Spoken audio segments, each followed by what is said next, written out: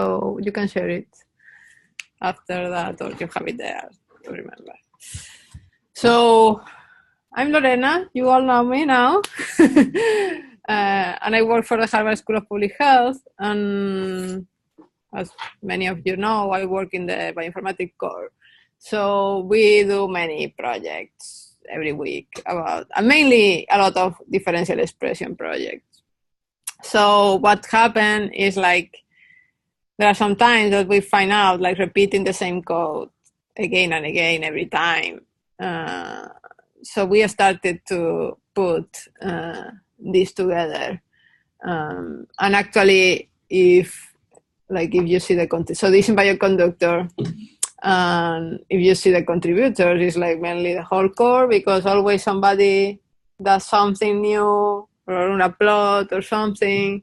There are people even for other projects that has contributed to some functionality that we have integrated in the package.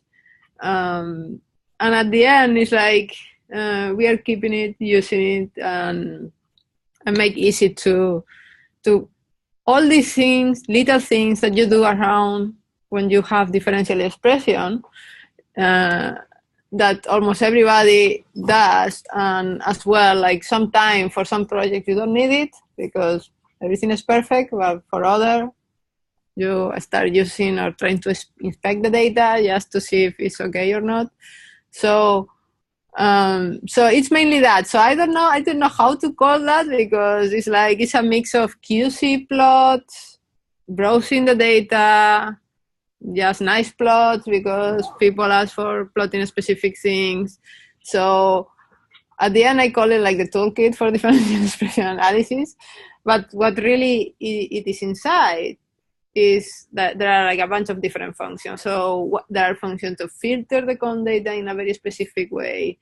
There are functions to check the factor size. So the factor size is normally what is used for normalization. And you normally don't look at that because like 99% of the time is okay. But there are some times that you have one project of 100 that is like, oh, the factors maybe are not right calculated, because it's like, like, it's not applying right the assumption here.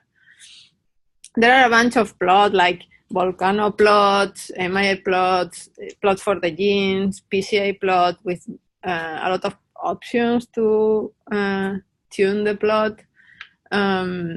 And there are a bunch of QC plots that is like, okay, you have the differentially expressed genes, and you trust it normally, but at the end, at least for us, what we end up doing, like almost all the time, is plotting the 10 top genes and see if actually it makes sense.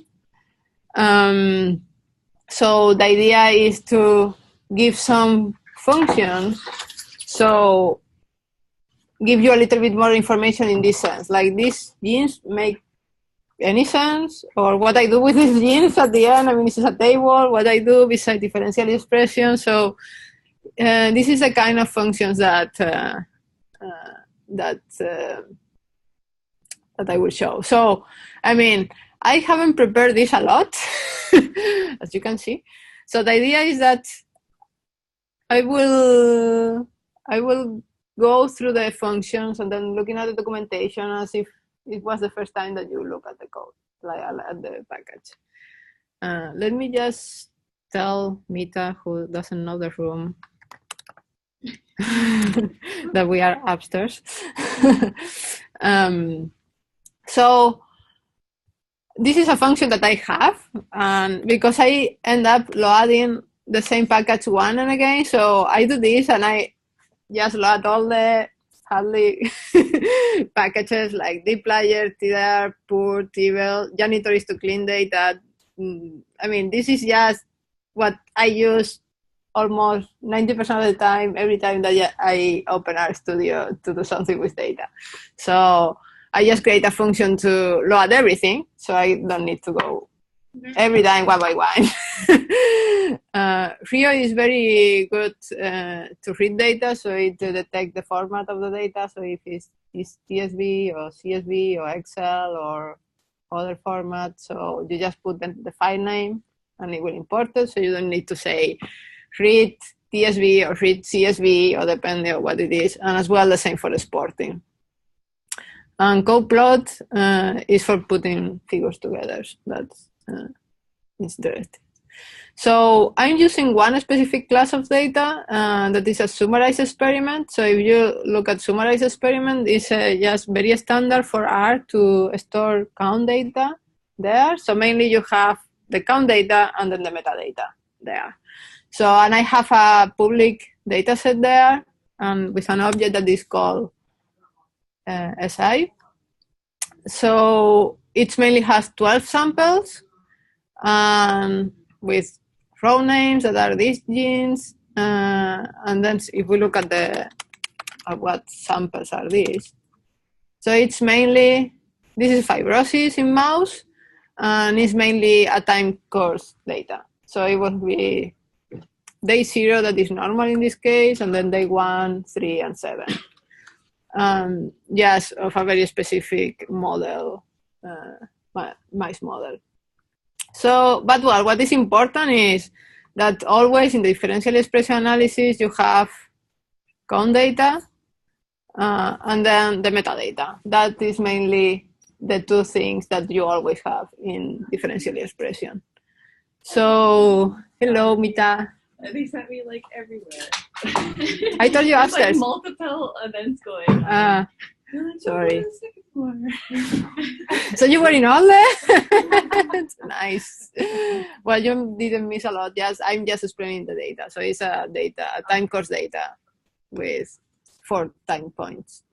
So this package is very adapted to DEGreport because it's what we use. But there are many functions that you only need count data, metadata, so it can be applied to any kind of other package. So I did that just to avoid the time of creating all that, but mainly this line of code, what we do is a differential expression. So the idea is to know what are so if we look at the comparisons of this, so I have all these, I can ask for all these comparisons like day 3 versus day 1, day 7 versus day 1, and normal versus day 1. I didn't care about this. I mean, in theory, you should put like the reference normal, but I mean, I didn't order that. So everything is compared to day 1 instead of normal. But it's just, I mean, for the purpose of looking at this, it's okay. So the first thing that you can do, and it will be right 100% of the time, like in this time, is like, so you normalize the data, okay, and you have size factors. So if I ask for the size factors of this, I don't want that. It will tell you the factor that is used for each sample to be normalized, around 1. And this, every package calculate 1. And this factor is based on a distribution. So this is the median of a distribution. And the distribution is mainly the ratio of each gene respect to the average gene expression. So in theory, here we are assuming that we have a distribution and we pick the most common value because it makes sense. But I mean, nobody is checking that, right? You are assuming that this is fine, you have a distribution, but you believe whatever value it's here. So in theory, it will be always right, but when it could be wrong? Well, it could be wrong when maybe you are comparing like 2 different groups, like tissues or drastic conditions, like a treatment that is changing the phenotype or something. So in that condition, maybe it's not true. Maybe you have, instead of 1 distribution, you have 2 distributions. And it's like, well, what value do you pick? It's like, I don't know. So this function that is mainly the count, so you can give a count. It will plot the distribution where actually the median is taken to be the size factor of the sample. So, and here is perfect. We have 1. Actually, here you see, I mean, 1 little peak, but it's too little, so that's fine. But there are some cases that you can have 2 peaks. And if you don't look at this and you believe directly that, it will take the median of that distribution that actually won't be either one or another, it will be something in between. So maybe in those cases, you plot it and you decide, well, I'm going to believe the lower value or the upper value because I have two distributions of genes. I have ones that seems to be the same and other that are not the same. Wait, so if you have a bimodal distribution, which one do you pick? Well, this is depending on what is so if one, I mean, what I will do is look at all the samples and the replicate of the group and see if there is any value that always is the same. Mm-hmm. And then you have two options, like you can see if one of the peak has less genes than another, maybe you took as a baseline the one with more genes. Or if you know something about that, like you know there is a transcription factor or something, so you know the majority will be upregulated. So you take the one that is more 1 than the one that it will be 2 or 3. So this kind of thing. So it's not easy, but at least, I mean, even you don't need to even change it, but you know that something is going on, right? It's like I have two populations of genes and there are 40% that are changing a lot and other that not, or other ways around. So if you wanted to change it, where would you change it? You can assign that. So if you know, I mean, this will be for now by eye. Like if you have to, and you know the samples, you can do this. So you can assign the vector. So you can change the vector first. Okay. And then assign it back to the object. And just choose it based on the peak? Yeah. Right now, there are newer packages they normalize based on the population. First, it detects how many clusters you have, and then it normalizes within each cluster and according to. Yeah, and now with single cell, there are more development on that because in single cell this affects a lot. So it's like you don't trust this almost ever. But in general, like there are many people using DESeq2 HR, and normally it's okay, but there are always people who is comparing tissue, so you don't know if it's okay. So you check it, and maybe it's okay, but at least you know that you don't have any problem with like overestimating or underestimating the size factor in those cases. Or at least you know that you have to, like the fault chain that you will get, maybe, I mean, it's biased according to the size factor, right? So you know a little bit more about what is going on. So normally the next that we do in general is a PCA. So you want to know how the samples are there, right? So you can do some normal PCA that is like, okay, I don't know what is going on here. I see group of 3, what is nice. Or you can color according one group. So mainly you need the count data, the metadata, and the columns that you want to color. So, I mean, it's a nice data set. So we have these different groups here. So that is nice. So other thing that you can do is like, and this normally when you have a lot of variables, but we have to use it lately. So imagine that you have like multiple metadata, not only one that in this case is group. And you want, and this wasn't this nice. So you have a mix of things. So you want to know, okay, this PCA, so the information of this PCA, whether correlates to any information of your metadata. And this is what this function does, the covariate. And in this case, I mean, I will show now an example that makes sense, but well, it's nice anyway. You have 2 columns, like one is the size factor. So this is a negative control at night, because if the size factor correlates with some PCA, it's because something is going on, still in your normalization. It's supposed that you have normalized, so there is no size fact. I mean, there is no bias to any this sequencing.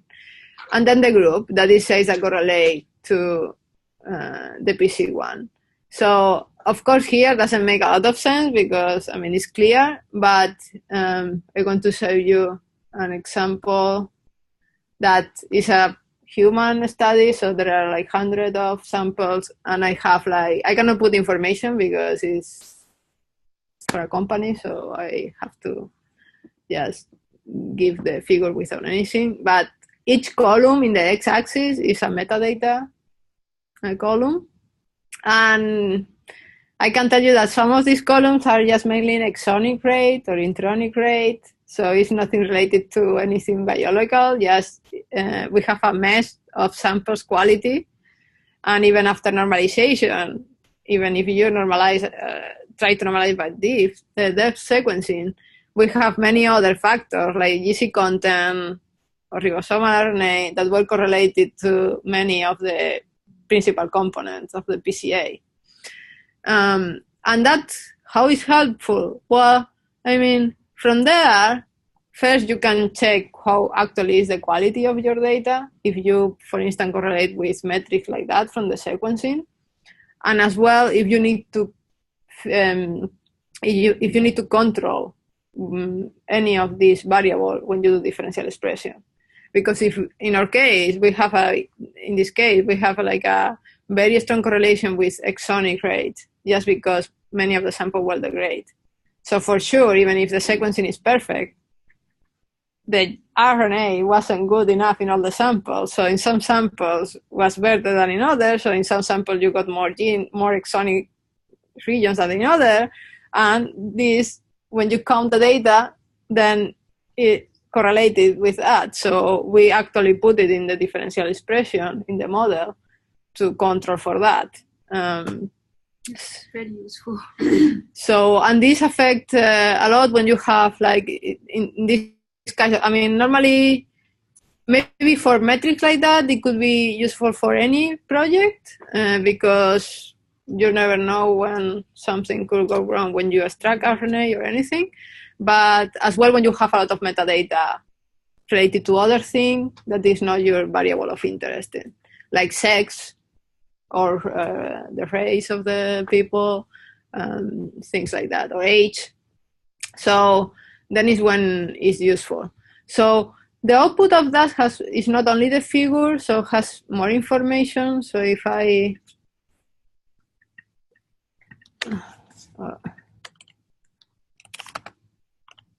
So does it do that for all principal components? yeah, so all that are, I mean, it's a parameter. In this case, by default, is all about 5% of explained variation. And the different outputs, well, you have the plot again in case you want to save it or modify it. It's a ggplot. And the second table is actually what is plot, that is the PCA and the correlation with each of the variables and the fault discovery rate and the p-value. So you can do with this table, I mean, you can know exactly what is going on in case maybe you want to trust only correlation above whatever, 0.6 or whatever. What's the p-value? The p-value is the significance of the correlation. So normally I will look at the correlation of the fault discovery rate, that is after correction, multiple testing correction. There is one part that it will tell you the significant one, although this is not significant, so this should be wrong. And then actually the PCA, because immediately what I want to do, because even if you look at this, it's like, okay, like how good is the correlation? Because this is the initial value.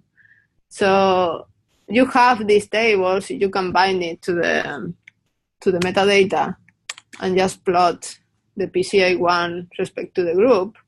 And there is, I mean, it's not linear, but there is this correlation of actually probably due of this group in the PCI that was on the right, and then the others. This PC correlation is the correlation of the samples, right? The PC is first the principal component, how correlated each sample. Yeah, because I mean, for the principal component, you have a score. In the PCA, you have a score when you plot it. So this score, or if sample is correlated to whatever metadata. So replicates should correlate more, and it could be, but I mean, replicates depend if the replicates are real. I mean, if the replicates are triad replicate where yeah, this if it's perfect. I mean, this is if it's true that replicates are biological replicate where the signal comes from whatever groups that you are doing. But in our case, like in the case that I showed you, the replicates, like the biological replicates, weren't together because some they were sequenced, like some of them have better quality than others. So in theory, yes, replicates will go together if your data is good. But if there are other, like for instance, you can have replicates due to the group, like whatever group you are studying, but then you have different like females and males, and maybe the female and male have more signal than that. But I see one p-value. So for example, if you have 20 samples, 21 samples, 3 replicates each condition, so you correlate. That correlation is based on all the samples. All the samples, yeah. Okay. Yeah, because you want to know, I mean, because it's mainly you want to know if there is other metadata that actually will explain better the variability. Because this replicate, normally when you say replicate, is based in something that you have designed in purpose, but it could be true or not that they go together. So, yeah. But yeah, it's each of them. Yeah. So, and so this is one part, and it's quite useful. Then the other one that we implemented recently, and due to the same project, because I have a lot of metadata, a lot of covariates, and many of them were correlating with the PCA, but I realized that many of them were in the same direction. So it's like exonic rate was anti-correlated with intronic rate. So I'm not going to put both of them in the differential expression model because it's the same information, and less information you put better, because if not, you are overfitting. So what we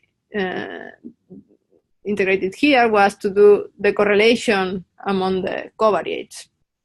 So in this case, it's stupid. I'm doing the correlation of the metrics, so like the sequencing metrics, like total reads, ribosomal RNA, intronic rate, and what you have is all against all. But you look here that, for instance, intergenic rate is correlated with GC content. So if for any reason one of these, like both of these, correlate with the PCA, just put one, because 2 is not useful, and the same with the other. So I don't know if, I think that I put it here as well. So I have like a bigger table, but I have many here that were correlated to the PCA, but I put only 2 at the end. The ones that I saw that were more strongly affecting, and not all of them. And the same here. Here I have 3, so I put only 1, and the same. So at the end, instead of putting 10 variables in the differential expression model to control for all these metrics that are affecting the expression, I put only 4. That always is better than putting 10. So usually how many do you put? I put the minimum that will help me to get power. So sometimes you even if you have this effect in the covariate in the PCA, I don't put anything if my group of interest doesn't correlate with them, because if you have enough signal, it's better just to put the minimum number of variables in your design. But if it's starting to be, in my case, I know that the signal wasn't strong. I know that the effect of the degradation of the RNA was strong. I know that the sex and the race was strong. So whatever make you like show here that is correlated to the PCA, and it will affect, just because you know that sex and race need to be controlled if you are doing a population study, just put it. But if you have like a correlation, sometimes I see a correlation with ribosomal RNA, but I don't have like a high percentage of ribosomal RNA, I don't put it, because I mean, you can have a correlation with the PCA, but then if the ribosomal is just less than 5% in your samples, don't put it. So it's more, for me, so the answer will be the minimum number of variables that you need to put to get differential expressions. And for sure, making sure that is related to your variable of interest and not any other thing. So you're saying like if for sex and race you didn't see any correlations with the physical components, you would still include them in your model? I wouldn't, in this case, because it's prior information, Yeah. I included, but they came up in the analysis. Just because if I will have seen just because I know that they are not balanced between groups. So if I know that I have the same amount of female males in each group, maybe I don't put it. But if you put it, then you will detect genes that change maybe in one group or not in the other, so you will have it there. So even if it's not correlated, put it in there. What you will do is to give you more genes that maybe occur only in one of the groups. And as well, that's the reason why you don't put many, because at the end you are dividing so many the data that you are like doing a comparison of 2 versus 2 or something like that. So it's like no making point. But in my case, the data was super unbalanced in all the variables, so I put it. Lorena, in this figure, where do you get the intronic rate now? Well, this is coming from our pipeline. Okay. So it's just information that we always have for each of. This is from BCBio. Yeah, it's from BCBio. So for BCBio now we have this BCBio RNA-seq package that will read from the final directory, and we create a super or meta object with all the information.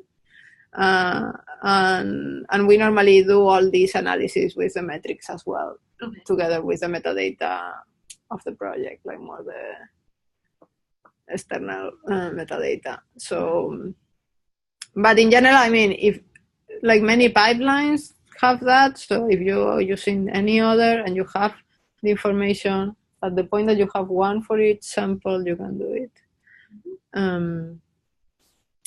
So I'm going to, before that, because I think that I forgot to put it here. So in this case that you have some like different group but with different number of individuals of each group, is for me it's like more difficult. I mean, like filtering just for mean, for average expression, sometimes mess up things, because what people do is like you have the count data and you say, I want the genes above this average expression, because the other, I mean, they are noisy, so you don't want it.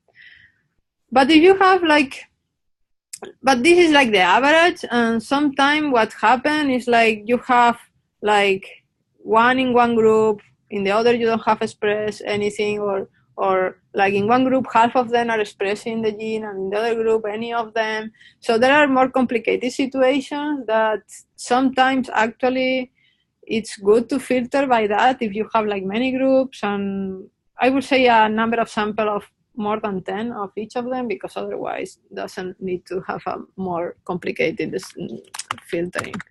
But in microRNA, it helps a lot because there are a lot of variability. For instance, like one sample is super expressed and that's all. And if you calculate the average, then the average still is high. And it's like, I don't care about this microRNA at all because it's only expressing 1 or 2 samples, so just forget about it. So what this function does is actually filter by the average, but by per group. Or the minimum expression in a percentage of samples. So it will say, if you say, I want all the genes that at least in one group has more than 3 counts in 80% of the sample. So this is a way to try to actually filter more inconsistency of the expression more than the average, that if it's super variable, it's a mess. In RNA-seq, I don't see that a lot, but in a small RNA, this is like always the same. So it's just mainly, you just give the count data, the metadata, the column that you want to define the groups. And then the 80%, like why not, whatever, you can put whatever here and the minimum number of reads. And it will return the count after filtering. So this is good when maybe you have a lot of noise or microRNAs or data that is super variable. Now we enter more in like the differential expression part. Like, so what you do is differential expression. So this I put it recently, so Mita doesn't know about that, for instance. But mainly, I mean, normally you ask for many comparisons. I mean, it could be the case that you only have two groups and you want treatment versus control, whatever. But even in this case, you have 3 groups and maybe you want to ask for all the comparisons.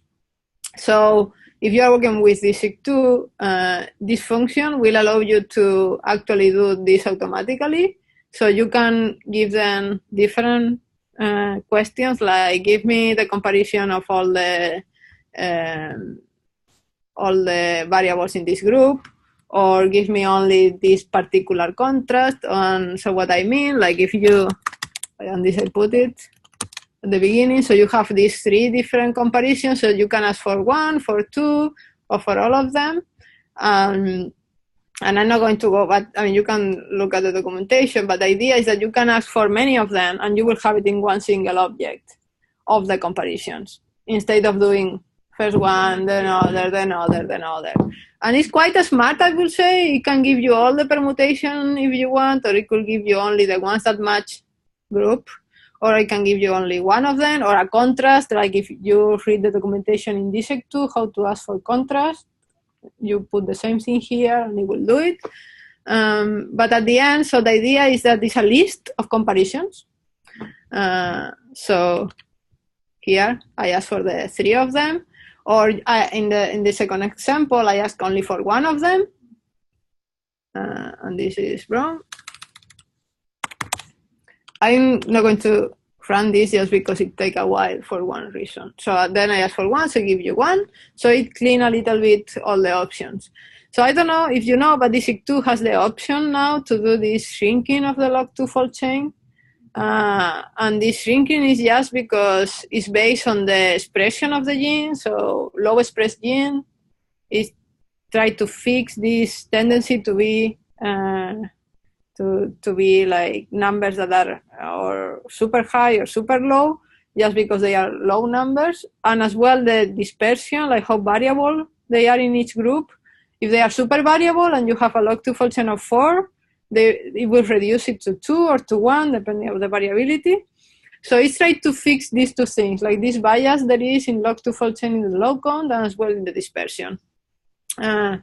So this function does this automatically. So you will have 2 results, the one with results as without touching anything, and the other with the shrunken log2 fold chain. And by default, it will use always, for the plot, it will use always the shrunken, but you can change that and you can get all information. So if we look at one of these, actually it's a list of lists, so it's not very... So here, if we ask for the first comparison, so we have 2 results, the one that is shrunken and the unshrunken, and that's all.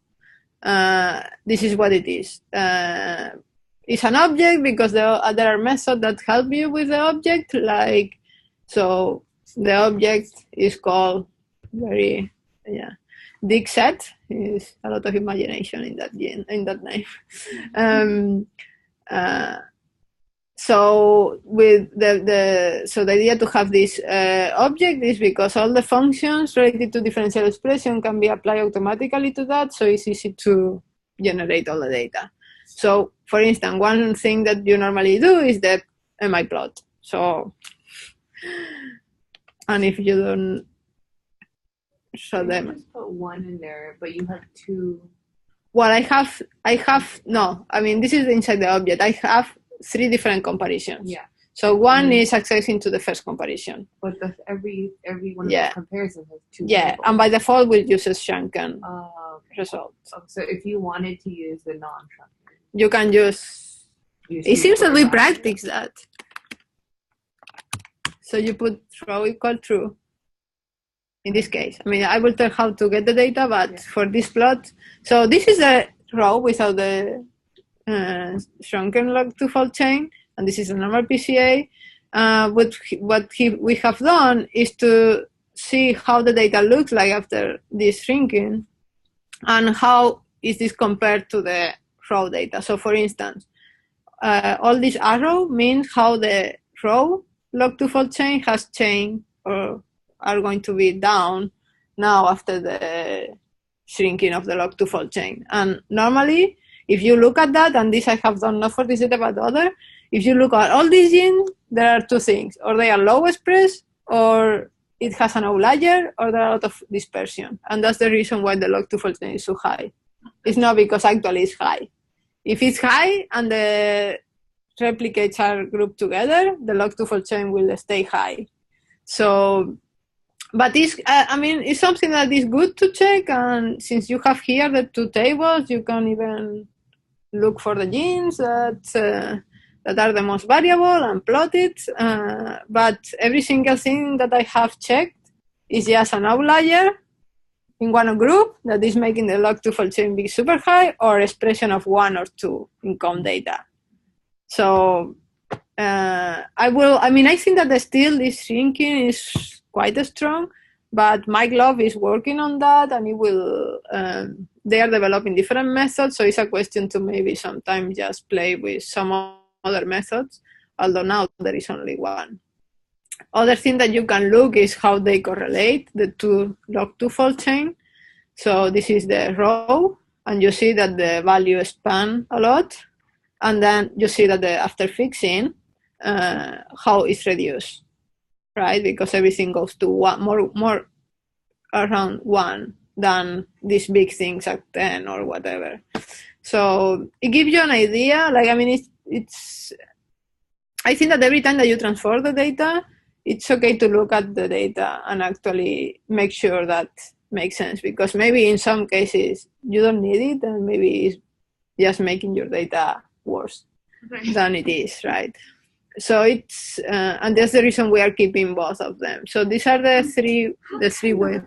You know, the correlation, suppose general, it goes this way, right? How can, if it's low, it's shrunken or not shrunken makes a difference? That's understandable because low expression genes are not as stable. But for the high, this is a forward change. Yeah. So it could be, this is the correlation between the two log2 fold chain. Regardless expression level. Yeah. So I don't see that trend at all. It's almost well, and I mean, I'm working recently with this, so I don't know. I mean, I cannot say that always will be the same, but in many cases it makes sense. Actually, in some cases, you pass from a positive log2 fold chain to a negative, and you see this is not possible. But yes, because this outlier in one group is making the log2 fold chain going down, when actually, if you look at the two groups without this outlier, it's going in the opposite direction. So it can happen. So I'm not saying that it's better one than another. I think that in many cases giving the right answer, but I think that you need to be careful, because if you don't have a lot of signal or whatever, maybe you are populated of high fold chain and they are not true. It's just because of noise. So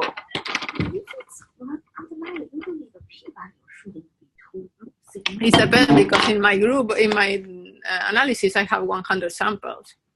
So I mean, there are a lot of conditions that are affecting that. So sure, if you have 2 or 3 and you have at least big outlier, won't be significant, but there are conditions that even with outlier you have it there. So yeah. So okay, so the idea is like, okay, how we access the shrunken and raw log2 fold chain. So this method, it will give you the table, and by default is the shrunken log2 fold chain, but you can get the raw, like without any modification as well, if you want to work with that, and you can get in other format. And mainly that is because I get the gene, and this is something that DEGreport does as well. Get you the gene directly in the table, so it's easy when you start merging with other kind of table by gene than do it every time. So Put in the what's row. the table argument? Just tells you this format. Yeah, it supports this and data table. Sorry, just Data frame. back to like the comparison. Yeah. So if you had two factors and say each of them had like 3 different levels, so it would be do all pairwise combinations? If you want, yes. By default, we'll do only the ones that DEGreport does, that is just comparing to the reference. Okay. But there is a argument that is all combinations. I don't remember now. But and then it will do all the possible, like similar to what we had in the previous report with VC value. But that will affect of adjusted p-value, right? Every time, yeah. So if I just compare it each time, I compare this versus that, I only have this many tests, so the multi-testing adjustment should be just adjust for this test. If I do all, I don't know. Yeah, I don't know if that is. I mean, in one part probably yes, but as well you are comparing different groups, so I don't know because it's one. You are asking only. Yeah. Each time you're just asking within this pair. Yeah. so it doesn't. The The other conclusion is about comparison this doesn't. pair. Yeah, they're all like independent. Yeah. I mean, in theory, I see your point. I think that probably a statistician will answer better. This 100% sure. But I think that it's kind of okay since they are different groups. What you are asking, but yes, I mean I see the point, and I think that we are assuming that it's okay, and maybe the effect won't be that bad. But yeah, I see the point there. So okay, so after that it's like okay, I fine with my log2 fold chain. I decided to use one or another. That's fine. Let's do more plots, like for instance the volcano plot, right? So I don't know if you, but volcano plot is mainly log2 fold chain, but against the p-value, the minus log 10 p-value, and this is something that people does a lot. So the volcano plot is compatible with the object, but as well, as far as you give one table with the log2 fold chain and the p-adjust value, then you can plot anything. So this is the row, for instance, the row log2 fold chain. And as well, another thing is like, and this is something that many people ask us, is that can you put genes there? Please. So you can select the genes. So we have this significance method that you can tell the fold chain, the log2 fold chain, and the fold discovery rate, and it will just tell you the significant ones. So these are the significant according what you ask. It's compatible with DEGreport object and HR, so it's not only compatible with this object. So, and then what you need to create is a table like this, that mainly is the same, log2 fold chain, p-adjust, and the name. In this case, it's ensemble, but okay. And with the plot text parameter, you have the genes there. So, again, easy way just to do what we were doing all the time, because it's like, can you plot the top 10 there, please? Yes, we can do it. And this is something that John Hutchinson started in our group, and we slightly modified after that. Yeah. This is the function you guys created. It's not a part of DEGreport, right? So if we install your package from bioconductor, then we should just type that command. Yeah. Okay. Yeah. So many of them are complementary to that, but the DEGreport and the MI plot as well is different, and the PCA is different. So and the final step before the QC is mainly like how many, like plot the genes, because like how the genes look like. So you can plot the genes, like the top genes, for instance, and it will say, okay, that's nice. They are happy. They are like, make sense. They are differentially expressed. I don't know if you know about this, but if you have the raw data in this kind of objects, and the raw data is like the metadata, but for the genes, and you have other genes that you want to plot there, that is possible. So if you tell them what to plot, it will plot that column in the raw data instead of the ensemble ID, because we work with ensemble ID, but then nobody cares about ensemble ID, right? So this is an easy way. If the object has the summarized experiment object or whatever has raw data, you can tell them to put any other name there. Can you do that for your volcano plot too? Not in this case, because, well, you can create it, because the volcano plot you are giving the name beforehand, so you can, but you can use the raw data to give that.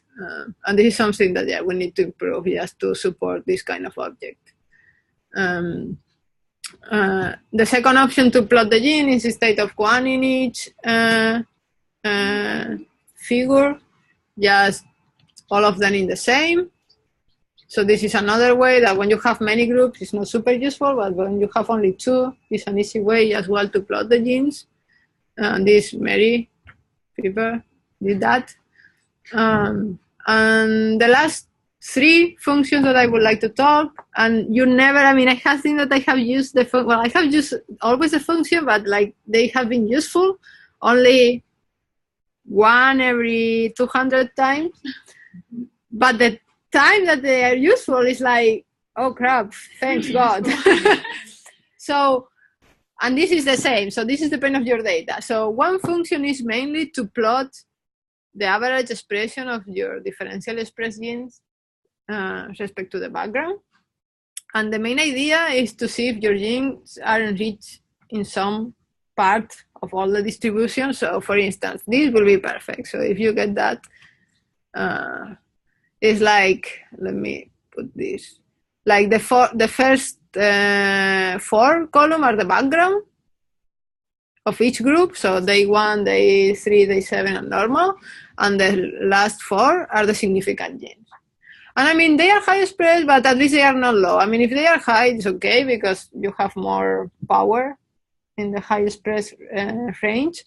So what's the y-axis, the mean expression value? Yeah. Yeah.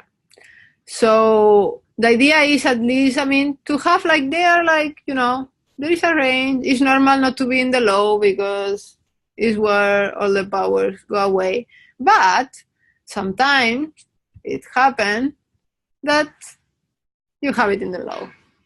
So my 200 genes are with expression of 1 count. No. So, you know, it's like, I don't know how much to believe this. And if you look at them, it's get crappy. I mean, it's like only 1 sample expressed or 2 sample expressed out of 50. And it's like, I'm going to plot the genes and maybe do some filtering to make sure that the genes that I'm working with make sense. Or for sure, this always will be okay. The list of the plot is the count of how many samples is Yeah. the level of genes, right? Yeah, so the y-axis is the average in count. And the width. And this is just a different groups, because I wanted to plot it for different groups. It's dividing. Yeah, the Bayern plot. Yeah. Each section is how many samples with that level of counts, is it right? Yeah. So I mean, the yeah, middle- here, yeah. Middle part is more sample. Yeah. axis. It's like a it's like a density plot. Actually, I should use now the other one that is more fashion, that is mainly half of that only, because it says like what you have, the 2 parts are symmetrical, so it doesn't give you more information. So there is now this other plot that Half of violin. is only half. Well, it's That's the definition of a sad violin. yeah, it's, you can put more, so Right. that's one thing. Yeah. And you can actually almost overlap it, because Yeah. as well. You don't. So I mean, they got their point. So, but it's true. It's half of the violin. So, and the other thing is a figure with 3 plots, and let me just explain some of them, like one of them, and this will take a little to run. But mainly it's like, I don't know if you have done this, but normally I plot the p-values distribution of my results because I want to know, like, if they are enriched in the 0, right? So there are 2 things. So mainly these 2 are the most important. So one is like, and the colors are the important. So this is mainly the quantiles of the variance and the average expression. So blue, it will be in the lower quantile of the average or the variance, and red will be in the higher. So in theory, you want something like that you see all the colors there, because it's kind of random, right? It's not like you will have anything enriched there because it's supposed to be independent of that. So that's okay. So the idea is to see all these colors, more or less all of them represented equally, and better if you have this enrichment in 0. And this is mainly the median against the variance. And here, I don't know if you see, but there are gray points or red points. So the red points are the significant. So if they overlap with the gray, for me it's okay, because again, means like it's a population. They go with the background of your experiment. But if they are suddenly in one side or something like that, I will look at try to look at the expression of the genes or something to actually see if it's just because, well, it's what the data is, or actually it's due to something else that is wrong. So, but mainly these 2 were helpful, like here. So I don't know if you see, but many of the ones significant are blue more than red. And this is again confirming what I saw, that they were low expressed or high variable because there was an outlier. So, and as I said, I have only used this twice in 2 years, but it gave me a quick check to see. And I don't give this a lot to the clients, but for me it's like, okay, everything's okay. Just jump to the results. There is nothing wrong. So, yeah. Oh, okay, yeah. So in your example with your bad data, did you give this to the client and explain to them? I'm working with the data currently, so. Oh, okay. So it's not clear. I'm cleaning what I will do is to remove everything that is low expressed in the term that I see, like less than 1 or 2. Again, working with the filter with the log 2-fold chain, because that will filter a lot. So there are many that go from high log 2-fold chain to a very low number. So this helped me, because all these are the ones that are. So are you just tossing samples at this point? Or? Not sample, but genes. But genes, okay. Yeah. So you just remove the gene from the entire analysis? Yeah. Okay. You do it before normalize. In this case, I just remove it from at the last point, because, I mean, you can do it before if you want to increase the power analysis, for instance. But at this point, I have enough that I'm just filtering out and just working with the significant one that. So in this case, the client is interested in like the top 10 most expressed genes. They're not like, because if you remove a gene and they're like, hey, Lorena, where's this gene that I'm really interested in? I know, and I always say the same. I guess that you tell them you removed it. Well, it's there in the table, but I don't mark it as a significant. Okay. And maybe I mark it as other thing, like QC fail or something like that. Yeah, and then, I mean, they can do anything. It's true that this probably, I mean, it's right most of the time, but always you will have an example that is right and it failed, like, like you cannot be right always. So I always told them that if you have genes of interest, look at them, and we can make you more figures or whatever to see if actually how good or bad they are. And they can do anything, but we recommend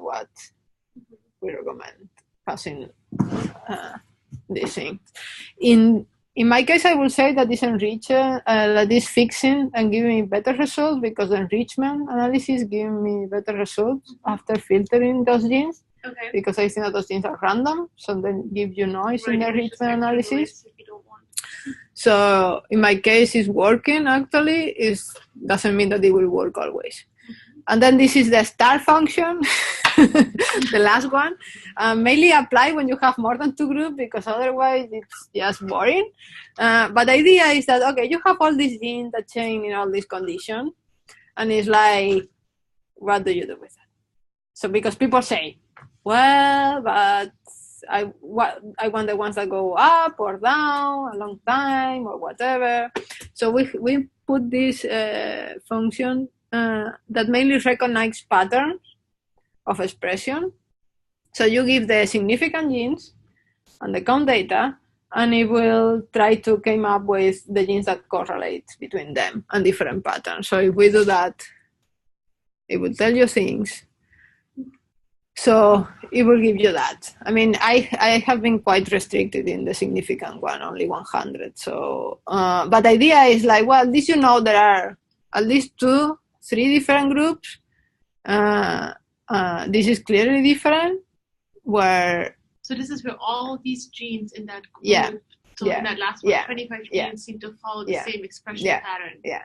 But so they are not necessarily significant. No, they are significant. They have to be, but if a gene doesn't pass the threshold but follow the similar pattern. I'm not putting that because it's quite expensive to do the correlation with all the data. It's one idea. I mean that it can be to rescue other genes, but I have found that it's incorporating more noise than signal. But so for that reason, actually the matrix. The count metric is mainly the count metric of the significant genes only. But you can do this posteriori, that's true. I haven't implemented that because I haven't found a way to actually increase the signal more than decrease the noise. And then it will tell you, regardless how many patterns there are, so it will output all the patterns, and it will tell you which genes are in those. Yeah, so this is what you will see, and then let me assign this to a variable. So is there a minimum number of genes that have to follow? Yeah, so you can put 0 if you want. Like by default, I have 15. And here, I mean, if you want, we can put, this is depending on how many you have. How many patterns you are in? No, this is the minimum number of, here it's fairly. Follow that trend. Yeah, so if the pattern has less than 5 genes in this case, it won't be here. Okay, but how to define how many patterns I'm interested in? Because there can be up, down. Yeah, so there is a function I'm working with. This would be like the clustering, right? Yeah, yeah. So mainly you do the clustering and then you decide where to cut the tree.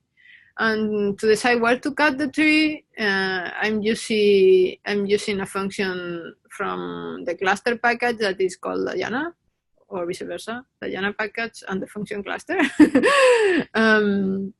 And with that, there's a parameter that gives you like the optimal height to cut. I have, like, you can even reduce more this, like there is a parameter that it will, because it's very sensitive, this parameter, so you can even cluster the cluster if you want more, like more bigger patterns. Can you? I went down. Sorry, can you, does this correlate well with like groups in a Go annotation? So this is what I do. What I take that, so what I do after that, and this I do it manually because I don't think that this need to have any function for that. So what you have here mainly is a table will tell you the cluster and the gene. So what I do is just to do a loop and just get the genes for each cluster and then do the Go enrichment. With whatever function that you like more. And you've seen it. Yeah. They are different. They are different. And actually difference that makes sense. Okay, yeah, I use it do this manually, like having a tree and cut clusters and do it go. In this case, that is fibrosis, that we analyzed this data and was published. The ones that were going, and here, I mean, I reduced the data, but there was one group going up. This was related to fibrotic pathways like cell motility and cell cycling and all that, migration. While the others were related to other things, related to inflammation. I mean, there were different things, so it helped quite a lot. So what's the package for doing clustering that you use? I mean, it's integrated here. So if you install that, my package, and use this function, let's see if I put it in.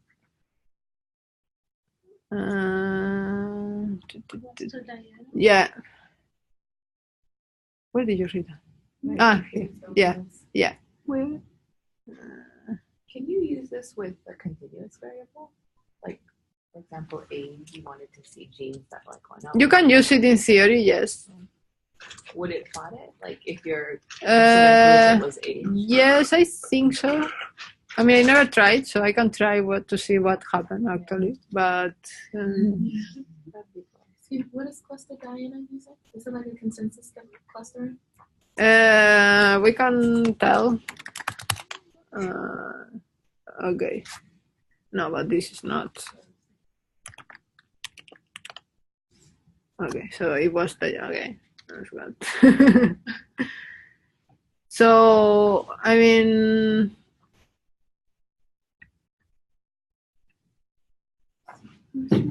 Yeah, that's a lot. I think that the main point is that, I read that like a while ago. Divisive. So it's the opposite of the majority, that is agglomerative. It's starting all together and then dividing. Yeah, and not like trying to put it together. But actually, what I was thinking is to give that like an option because I don't really care a lot about so I use that because it gives me an idea of the dispersity of the cluster, and this is what I'm using to cut the tree of the clustering. But it could be easily any other option than you say whatever. So I think that this kind of gives you the idea, and since the default, it will give you very, like, all the specific cluster, and then you can merge them. I think that is okay. So it's mainly that. So yeah, if you want to have the most updated but stable, I will install the development version. Is this your package? Yeah. From Bioconductor. If you want to be risky about yourself, I mean, it's kind of stable always. It's just depending of like if you have bad luck, and I was just pushing something that break. By the way, this is the logo. So you can start from GitHub. It's almost the same that the development of Bioconductor, but normally the Bioconductor is more stable because I do many checks before pushing there. But it's like they are like 1 or 2 week delay between my GitHub and the Bioconductor development branch. So yeah, that's all. This is one of the packages that we are working. So, and if you find anything that probably it's not working, or any good idea or missing parameter, just you can put the issue there. I'm working on the package almost every day because it's for our consults, so it's quite. So for normalization, you defer to DEGreport to normalize the count data, right? Yeah, I mean, the majority, in my case, yes, but the majority of functions just ask you for count data, so you can normalize as you want. It's not like the package define what normalization. But DEGreport doesn't like you to input normalize the data, right? No, I mean, DEGreport does everything. And what I use for many of my functions is the normalization of DEGreport. DEGreport. Yeah, but I don't normalize the data. I mean, any of the function. The function just checks for things, but just the yeah, exactly. Yeah, make sure yeah, everything's okay. yeah. So yeah, I want there to create a method for normalization at all. So, well, I will stop recording, I guess, because at least, I mean, I don't think that, I forgot where was this. Here.